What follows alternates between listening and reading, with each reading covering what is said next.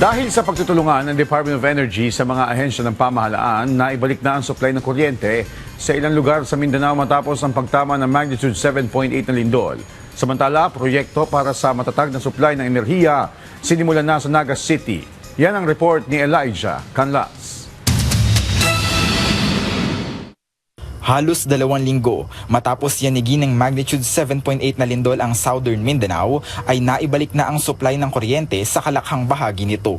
Ayon sa pinakahuling ulat ng Department of Energy o DOE, umabot na sa higit 79% ang matagumpay na natulungan ng operasyon. Ikinalulugod kong iulat na sa mga sama-samang pagkikilos ng buong sektor ng enerhiya, na ibalik na ang serbisyo sa mahigit na 1 million households o 99.81% ng mga consumer connections na naapektuhan ng lindol sa Mindanao. Mabilis na naisakatuparan ito dahil sa pagtutulungan ng DOE, National Electrification Administration o NEA, National Power Corporation o NPC, mga electric cooperative at lokal na pamahalaan. Kaugnay nito, nagpadala ang task force kapatid ng 184 na miyembro mula sa 26 na electric cooperative para tumulong sa pagsasaayos ng mga nasirang linya.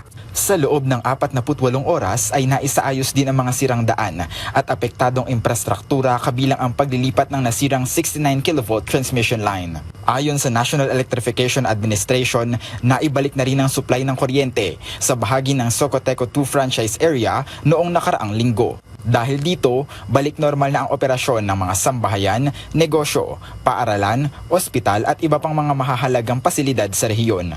Ayon kay Energy Secretary Sharon Garin, utang na loob ng kagawaran ang serbisyo ng mga linemen at responders para mapanumbalik ang mga apektadong linya ng kuryente.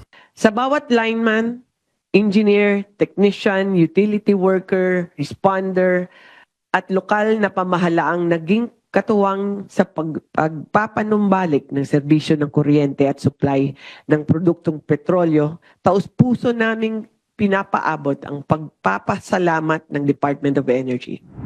Samantala, isang pilot underground cabling project ang sinisimulan sa Naga City para ilipat sa ilalim ng lupa ang mga linya ng kuryente.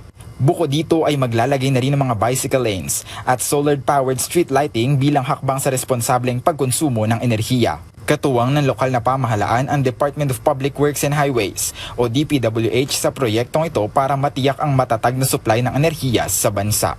Elijah Canlas para sa Bayan.